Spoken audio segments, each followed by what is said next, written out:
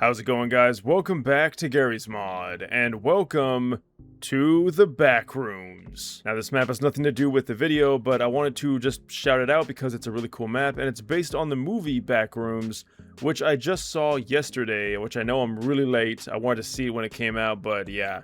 I'm just glad I got to see it in theaters, and I really loved it. Obviously, Kane, Pixel's the creator, the YouTuber, amazing director, and did an amazing job on the film. If you're a big fan of the Backrooms, I mean, he's the creator of modern Backrooms, why not give it a shot? There's tons of cool secrets and references to the movie, like this caveman cutout. And while this is Construct by design, there is certainly a lot more here than what typical Construct would have. But we're not here to talk about the Backrooms, we're here to talk about an add-on that was suggested to me by Link Plays. Thank you, by the way. If anyone does want to suggest a mod and have a shout out if I could find it in the Discord, check out the Discord down below. And now we're going to get onto this. This is a very cool add-on known as the DMEditor, and it's a tool that you can use to bring to life props and entities that normally are quite stationary. You're probably wondering, alright, cool, but how the hell do we use this thing? And it's pretty simple. Go ahead and open up the console here, type this command in fact I'm probably going to bind it real quick. Once you type it in, you get this menu, which, let me just go ahead and fix this real quick. Alright, much better. So when you press the binded key or you type that command in, you're going to get this menu here, and oddly enough, it's going to spawn you where you would typically spawn on the map. Now, this almost acts like an editor or something, you know? We have the file, we have like edit, like what is this? But fear not, my friends, I will guide you to show you how this can work. So first things first, it's kind of interesting. You can kind of use this like an in-game editor almost, which is a really cool bonus. That's not even the whole reason I'm doing a video on it. But we can see over here with the add function, we can choose to spawn in something like a ragdoll or a prop. Now, the ragdolls are kind of just random, but the props you can actually choose, and you'll get a nice little like model here on the left. Now it doesn't look like it scales. There's probably a way to like actually measure that. But yeah, if you want to spawn a column in, you can totally spawn in a column. And there's various different ways that you can manipulate this in 3D space. We did just do a video on a mod that's quite similar to this in terms of the editing properties. So we're not going to go too deep into that because, of course, you know, there's that add-on that does exist. But yes, this is a built-in editor, and that probably is the main purpose of this add-on. Alright, so you know what? Why don't we go ahead and break it down from the start? We already know how to add things, of course. We've already taken a look at that.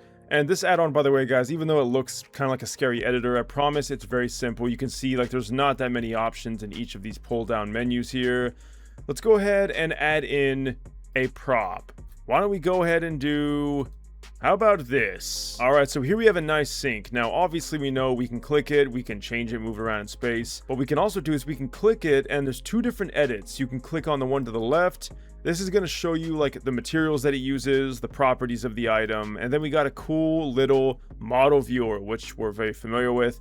But if we do click on the edit above that, we can add AI, which kind of sounds crazy, I know. Let's go ahead and see what it looks like. Well, is what I would say, but the problem is, if you do try to go out of the editor, you're gonna notice that everything you put in is not there. And the reason why is because you have to go into File, and then go into Settings, and make sure you turn off Cleanup when exiting the editor.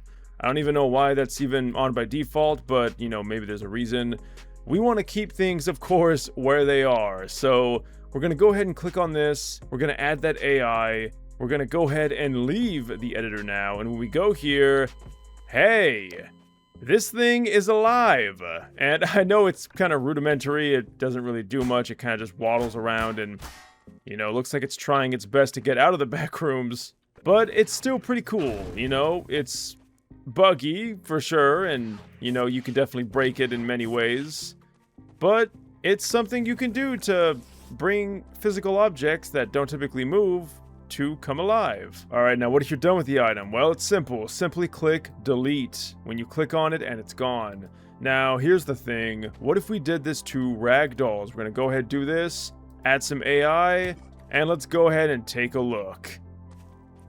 Yes, ragdolls will spring to life, stand up on their own two legs, and then make various beeping sounds while eerily walking backwards. I don't know why it's doing that.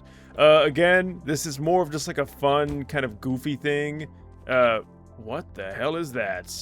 Is that his brain? Again, like, this is more so just like a funny thing. It's not meant to be, like, overtly useful. It's just something you can do. Now, I'm not gonna lie, I don't know why the incessant beeping has to be a thing. But yeah, it's pretty funny when they just kind of pop up like that. They'll even, like, move their mouth and stuff. Oh my god, that beeping is actually annoying. Is there, like, a way to get rid of that? I don't even know why it's doing that. But, yeah, they'll walk around and you can get close to them. Well, okay, you probably don't want to get close to them because the beeping will drive you mad. But, yes, he looks almost like an NPC. It almost even looks like he's trying to talk, but those eyes have no life in them. Now, they won't really interact with you or anything. You know, if you bump into them, they're just... Oh, I think I killed him. Alright, so obviously that did not go according to plan, but hey, guess what? There is even more that we can do. Yeah, let's spawn a good guardrail in. What you can also do is if you go down, not to edit, but to tools, we can possess things. Yes, this is actually happening. We are possessing a ragdoll. Oh, that sounded like pain. Okay, I don't think my foot's supposed to be doing that. I didn't say it was perfect, you know. We have these, lanky legs, and I think we're just flopping around. Oh my god, I wish we could see what we look like. This has got to look ridiculous. Now, if you want to get out of the possession, well, it's simple. Just get out of the editor, and you'll be back to where you started, and now we can see the true pain and the true cause of what we've done.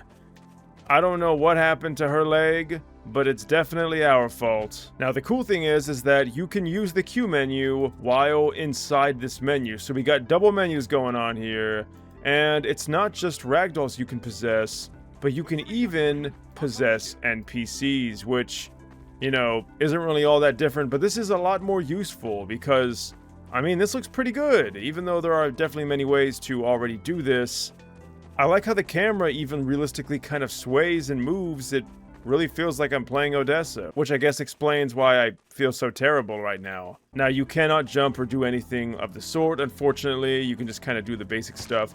However, what I do want to mention about the ragdolls, if you add one in, there's quite a bit more to the possession of this than I thought. So let's go into greater detail now. Left click is going to control your left arm, right click your right arm, and you can kind of move them around. WASD will let you move your feet around, which we're very familiar with, but you cannot just stand and walk.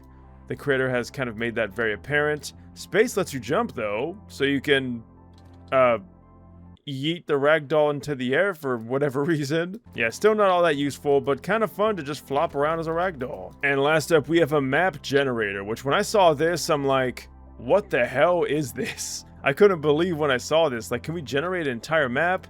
And it's kind of interesting. Let's go ahead and take a look at what it is. So, I don't think it's supposed to be doing that. Now, you can also change the sky, which is pretty cool. I don't know how well it's going to work on this map in particular. So what do you guys say we hit up flat grass? Now, this is going to be a lot easier to see all the different things that we're going to want to see. Sky editor here. Oh, whoa, this works really well, in fact. Okay. So you can see, you can kind of make it more of a different color. Now, the red is not really like that red. Like, it's red, but not red, if you know what I'm saying. Now, I don't know why, but sometimes, like, it'll do this. Like, if you move around with this menu up, it just kind of, like, locks you out. And, like, I can't even go back. But then, oh, out of nowhere, it just kind of cuts out. And then you have to click Sky Editor again to kind of fix it. So, yeah, a little buggy, for sure. Let's go ahead and go to a green. There we go. Okay, now we're starting to see a difference.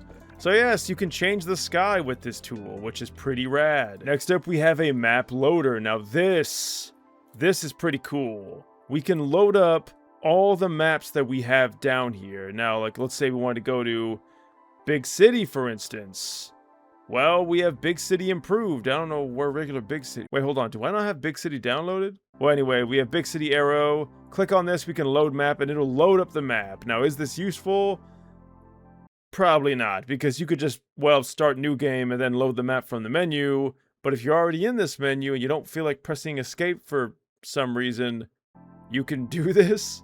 Now, I know this add-on's kind of quirky, but again, it is very handy, and it's a pretty simple editor that has some really cool and niche purposes. That is the whole reason why I want to do a video on it, for the possession, and of course, for being able to bring things alive, because I think that's just really cool. Now, it's also important to note that you can add AI to vehicles too, so if you want a vehicle to just have its own mind and drive around the city, you can totally... Oh my god, it's freaking out. You can totally do that. I also did go ahead and give it to the sign, and we can see the sign is, not really understanding what it's doing. Last up, the final tool, we have a map generator. This is really fascinating.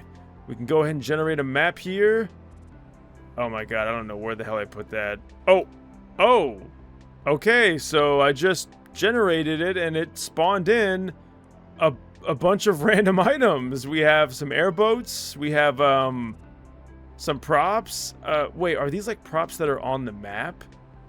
I don't know, but it spawned like an ungodly amount of vehicles to have it just be completely random. Alright, let's go ahead and clean up the map, and let's try that once again. Map gen. Let's make it pretty big.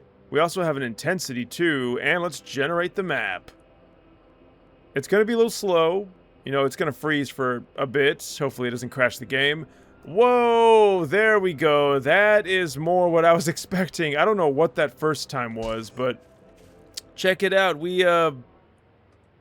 Shit. Yep, that is an unfortunate thing about this. The settings between map changes do not save.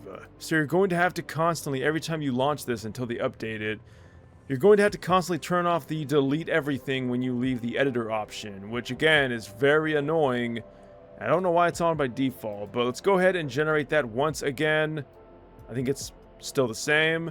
Generate the map. Now that one made like a maze. I don't know why we got vehicles the first time around. I'm curious to know what we're getting this time, and what do you know? It's exactly what I wanted. Now, there will be some errors because I think it's trying to spawn in something that maybe I just don't have mounted properly. But we have a maze, which, you know, kind of reminds me of that base generating mod we took a look at not too long ago. You know, this mod is kind of like almost a fusion of a lot of the mods we've taken a look at, and I think it's pretty cool. I think it's cool that it's in here. It's not a perfect generated map, but you know what? Nobody's perfect. And there you have it, my friends. A really cool little editor that lets you do very unique and cool things that you don't normally see in these kinds of editor add-ons. But you guys will be the judge. Do you think this is useful? Or are the bugs or small issues just too much of a deal breaker for you? I'd love to hear your thoughts down below. And also, I want to thank you guys for watching this until the end. If you do want to leave a like and subscribe, that would really help me out. And I can't wait to have another 30 years of Garry's Mod. Haha, yeah.